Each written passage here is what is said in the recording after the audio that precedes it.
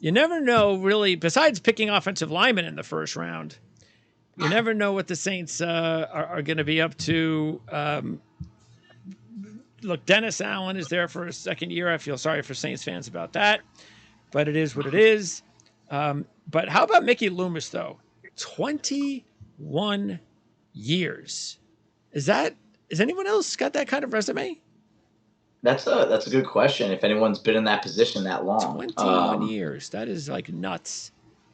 Yeah, I mean, off the top of my head, I don't think anyone's been a GM for that long. That's amazing, And he just keeps on giving first round picks to the Eagles, and he still has a job somehow. So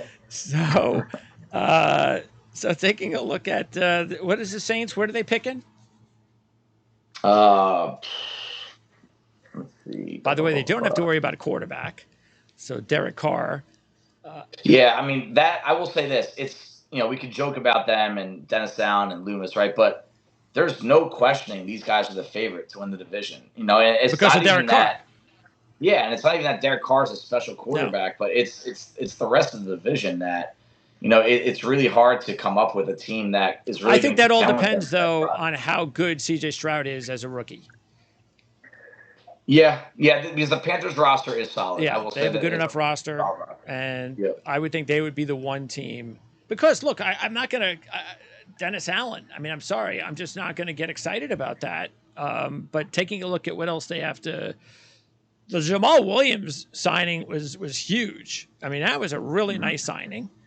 So that they don't have to worry about that spot. They went ahead and they re-signed Michael Thomas. The fans really love the Shaheed kid, who had his moments, no question about it. So at receiver, you can kind of, you might, all right, maybe you're not 100% that Thomas can, can he be the guy and is Shaheed the real deal? But it's not something, sure, if they went after a receiver, great. If they didn't, I don't think that would be a major issue for at least another year. Juwan Johnson had a breakthrough year last year. So really, it's as bad as Loomis has been there for so long, but I'm sorry, he just hasn't done a good enough job on the offensive line. He's picked up all these guys in the first round, and most of them, besides Ramczyk, have just not developed. I mean, Cesar Ruiz has not played well. Pete has done nothing for years. Mm-hmm. They have to hope Trevor Penning develops. And McCoy has even kind of slipped a little bit at center and really not all that great of a but you kind of know what they're locked in. You kind of know what they're going for, but they have to add, I think they have to add some more guards. I mean, they can't just let Pete and Ruiz go out there again. Yeah. I mean, I'll say Ruiz, he turned it around. The best football we've seen out of him was this last year. So his third year in the league. Towards the end of the year. He might remember. Yeah, towards the end of the year. And he was a center in college. So I do think that if McCoy really truly does not work out, he could shift back inside, and agree with you on that guard outlook. But, it's how that offensive line performs is 100% going to come down to Penning. I mean, the spectrum of what he can be and what he cannot be is enormous. It's a lot of unknown. I mean, we could easily see this guy, hey, he went to Northern Iowa. He cannot play football in the NFL on the left side, right? I mean, it's or you could see him coming in and say, hey, he's one of the best athletes in the position last year, has the mentality, got his feet wet last year, and seemed to at least be able to handle the speed of the NFL. So he's a wild card, and I think he's as important to this offense as any player on it, not named Derek Carr. If he goes out there and plays, holds himself up as a first rounder, that offense is going to come together and it's going to gel. But I think the biggest need is still on the defensive line. And with Dennis Allen calling the shots, I think they're going to be defensive bias, right? I mean, Cam Jordan, he's not always going to be Cam Jordan, all right? And he's not always going to lead. You can't always rely on him to lead your team in sacks and pressures and tackles for loss and be your best run defender. You got to give him some support. And they thought they had that Marcus Davenport when they traded up for him a few years ago, but he's in Minnesota now. Didn't make it to a second contract. They drafted Peyton Turner in 2021, which is one of the surprise first-round picks of that year. He's played in 13 games. He's got 3 sacks. Inside, Nathan Shepard, solid player. But Kalen Saunders is the guy that they brought in to, help offset. He's not – I don't think Kalen Saunders is a starting caliber. Both of those guys should be backups. Right. If they were backups, you'd feel good about it. They'd be strong. They'd be good backups. You'd be good with them. But, yeah, they can't be starters. And they may end up being starters. Yeah, I mean, as of right now, that's where they are. And if there's a team that needs an interior defensive lineman the most, it's this team right here. It's this defense right here too, with how they run things there. So they have a great linebacker core, but they will not be great if they don't have good help up front. And right now, they don't have the help up front. And I think it's going to take a bite out of what they can be on the defensive side of the ball. So that's need number one. I would even say it's need number two as well for this team is get another D tackle and get another defensive end in there because I'm not sold on Peyton Turner. I'm biased because I didn't like him coming out of Houston, but he fit a physical. This is where drafting a physical profile can come back to bite. There was not a lot about his tape that was impressive at Houston, but he had the profile. I think the workouts got him drafted in the first round, and that's why it's a personal rule of mine. It's one of the examples that I don't let workouts sway me that much. They can break a tie, but they're not going to have someone jump from a round 3 projection, which that's where I had him, to round 1 just because they had a good workout. He's only played 13 games, so he has a long way to go. Granderson, come on. I mean, you can't have Granderson as a starting edge rusher at this point as well. Yep. So, and then, look, depending on how much they want to use the strong side, if they're going to use 3 linebackers, they need a third linebacker.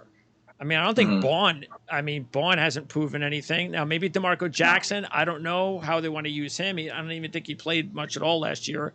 But yeah, he was injured. Yeah, so maybe another linebacker to go along with the Werner and Davis, of course. And then on the outside, they definitely need another corner. I mean, depending on how confident they are that Alontae Taylor can take that next step. But even Bradley Roby has seen better days. I don't think signing Lonnie Johnson is a cure, and even signing Jonathan Abram. I mean, they said Lonnie Johnson and Jonathan Abram. Well, what's that? Yeah, that doesn't going to do anything. So they need if they really feel that they need somebody to be that number 3 safety. Abram's just a holdover, and so is Lonnie Johnson. So definitely another corner, maybe a nickel. Maybe they need a nickel just as much. Again, if they believe Alontae, and I got to believe they do believe in Alontae Taylor because they used up a 2nd-round draft pick on him. So maybe nickel is a lot more important to them than an outside corner. Yeah, I think that we can look at the defensive backfield and say they need depth, right? I mean, last year the injuries piled up at corner, right? Lattimore missed 10 games. Bradley Roby missed 4. Chris Harris missed 7. He's gone anyway. So they had no depth, and it got exposed. And the young guys, they just weren't ready. Paulson Adebo, like you said, and Alontae Taylor, good bodies, good tools, but an unknown. And no matter what, even if those guys work out, you need depth in the defensive backfield. And I agree with you. That depth chart at safety would scare the crap out of me if that was my defensive backfield. Oh, yeah. One injury. Yeah, Jonathan Abram, who played on 3 teams last year, who nobody really wants anymore. He's your top guy coming off the bench and saying, "Look, one spot I do, it wouldn't surprise me to see this is running back. Even though they signed Jamal Williams, Kamara, there's already rumors swirling around his availability in trade. Has he worn out his welcome in New Orleans? Has he lost his effectiveness? We're going to find out this year because Kamara was at his best when he was in a committee backfield, when he was with Mark Ingram. And I think that's the point of bringing in Jamal Williams. Yeah, that's good. Yeah. Consider the economics, right? They can get out of his contract after this year with a $16 million cap hit. If they don't do that, unless, of course, they restructure, $18 million in 2024, $29 million in 2025. You will not see that. But this is running back in the NFL. This is why a lot of teams don't want to invest a lot of money into these guys. I mean, it happens almost every running back contract doesn't see the end of the contract. And this running back class is a very, very unique group. Every time I study them and restudy them, there's talent in this draft that I think would be a great fit on this team to potentially put into Kamara's spot next year at a fraction of the price. So instead of shopping hungry next year, I think it would be a good decision for them to look at somewhere in the middle rounds, round 3, 4, 5, to bring in a running back value. There will be running back value available there for the Saints. And by the way, another player that I was interested in as a rookie free agent that I thought might make a team, and he did. He didn't play. He's going to be on the team again next year. Maybe is Smoke Monday. I was intrigued by him and his play at Auburn. I thought that he was an intriguing kind of guy in that didn't expect him to get necessarily drafted, but he's still there. So, maybe another year he might be able to fit in as a number 3 safety, but just a name that I remember looking at last year and thinking that he could be somebody that could make a team.